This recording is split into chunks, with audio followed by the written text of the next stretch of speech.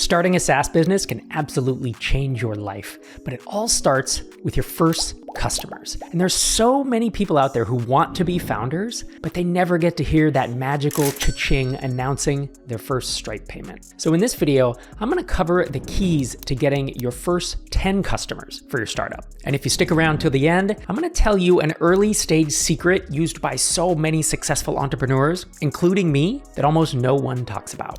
You might watch videos on YouTube that talk about building an audience, going on social media, and trying to find your first customers there. If you've watched many of my videos or listened to my podcast, you know that I hate relying on luck. I like processes for starting companies that are repeatable, that are predictable, and that don't rely on getting lucky. When you get lucky starting a startup, you don't get better over time because you don't learn. It's like buying a lottery ticket and winning. Does that make you better at anything? It doesn't. And so the approach I talk about in this video is something that is repeatable, that is predictable, and that is an approach that allows you to learn over time. The thing that I'm going to talk about is to start marketing before you start coding. And marketing is different than building in public. The way I differentiate between these two is that marketing is talking to potential customers rather than other indie hacker SaaS entrepreneurs that are on social media. Of the 191 investments I've made in B2B SaaS companies, less than 5% of them had any kind of audience. And this includes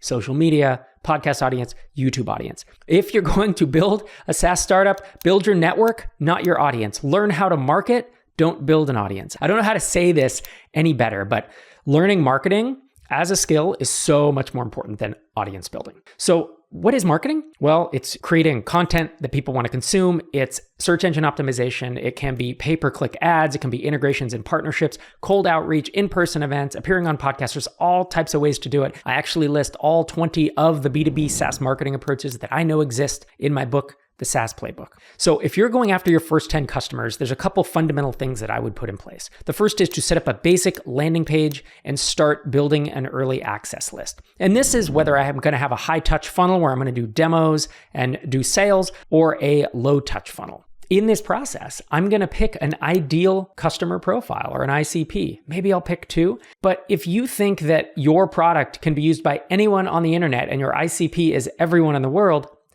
good luck. You're in for a real tough time. As bootstrapped entrepreneurs, it is so much more important to pick an ICP. And we've often talked about going vertical, right? Going into niches and picking out owners of construction firms or people who run gyms and martial arts dojos. But it doesn't have to be that. It can be a title at a specific company, right? It can be an HR director. It can be a director of software development, or it can be an engineer at a company. But an ICP, who is most likely to need, want, and buy this? So you have your landing page, you have an H1, you have an ideal customer profile. This is where you want to get into conversations with folks who might need or want your product. And there's several different approaches. I'm going to talk through 3 or 4 here of how to get in touch with those people. So the first is talk to other founders who have sold into the same space, who have sold to the same ideal customer profiles, people who've both succeeded and failed, and get their perspectives. You can talk to sales and marketing specialists from slightly larger companies, not huge companies, but let's say you're just starting out and you know there's a SaaS company doing 50 grand a month in the same space or selling to the same customer type. Look someone up on LinkedIn, reach out to them, say, hey, trying to do this, need some advice, see who you can talk to learn more about the space. The second approach is to utilize your existing network. This is where I say build your network, not your audience. So if you know people in the industry, reach out to them for insights and ask them to connect you with folks who might want to use the product. And if you don't know people in the industry, you've made a mistake. You should be building your network in the space that you are going to be selling into. The third approach is to find an online audience to get in front of. Note, I didn't say build your own audience because that will take years, but finding an audience that you can get in front of is super important, whether that means going on podcasts, having someone, again, in your network who is willing to tweet it out or to otherwise share you and your idea and your thoughts with the audience you're trying to get into conversations. One of the bigger mistakes that I see aspiring and early stage entrepreneurs making is thinking that Twitter is a marketing strategy, that building a social media following is going to help you be a successful SaaS founder. It's just not. There's a handful of people in the world who have made that work. And there are tens of thousands who are trying it or who have tried it. It's a lottery mentality. And it's kind of like saying, I want to play in the NBA or I want to be Taylor Swift. Good luck. Not saying no one will do it. There's obviously a few hundred people in the NBA, and there is one Taylor Swift, and there are a handful of people who are making a living selling software to other indie hackers. But realistically, learning the blocking and tackling of marketing and learning how to do that in a repeatable way will allow you to not only be successful with this product, but with all the products that you start after this.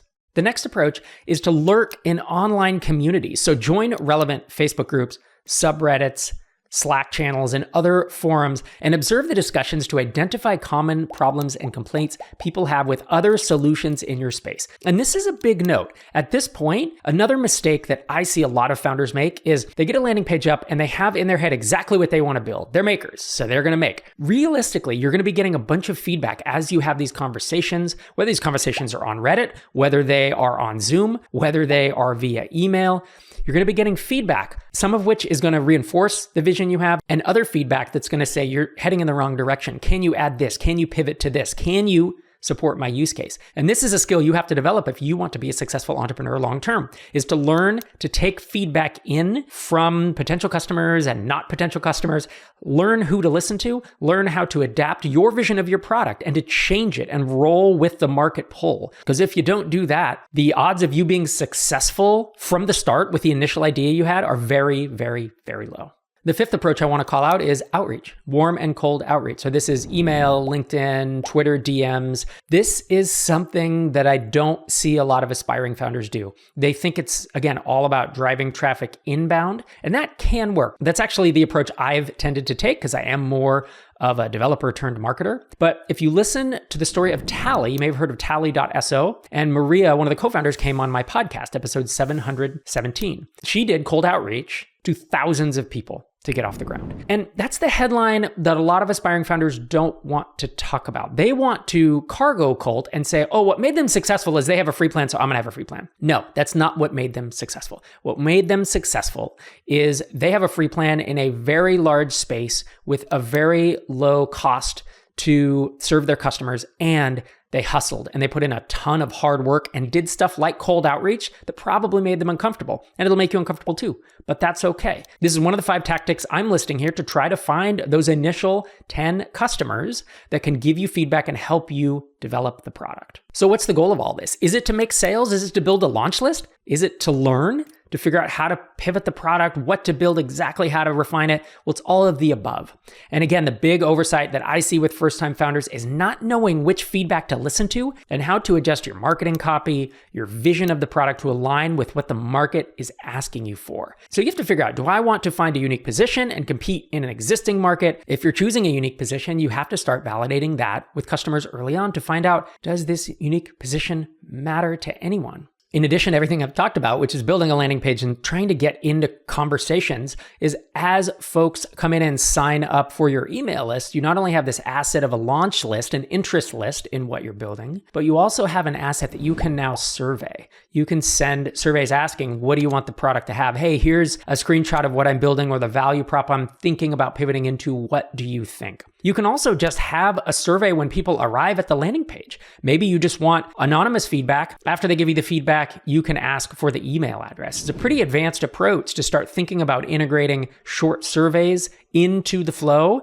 but it's something that I see successful entrepreneurs doing. You might be wondering, what if I can't find people online? Well, how did you decide to build the app in the first place? If you can't find people online, maybe you need to figure out how to do offline marketing, which is going to be a grind, right? It's going to be a lot of cold calling and in-person events. Or you might need to start over and find a space that has people looking for it online. The bottom line is you do need to talk with people. Even if you think you are going to use a low touch funnel, you need to know what you're building and where the market's going to pull you to. There's only so much I can cover in a YouTube video like this, but I've put together an extensive video course, 27 modules, almost 10 hours of video content.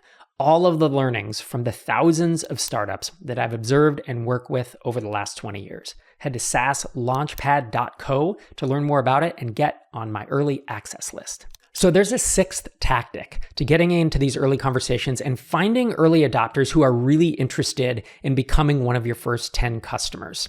And that is running ads, Facebook ads, LinkedIn ads, Google AdWords. You're not actually trying to have a positive return on investment with these. You're trying to get people into the funnel and trying to find interested folks who might be a good fit for your product. This doesn't work for everyone. You do need to have some budget. You do need to learn how to run ads. There's plenty of free resources or inexpensive video courses online to learn how to do this. But this is where you're scratching and clawing to try to find those first 10 highly interested people who might want to be your first 10 customers. Obviously, you can't stop once you found your first 10 customers. You're going to need to find a marketing strategy that will help bring in new customers on a regular basis. In this next video, I lay out what might be the best marketing strategy I've ever seen for SaaS businesses. Make sure you subscribe and then go check it out. Thanks for watching.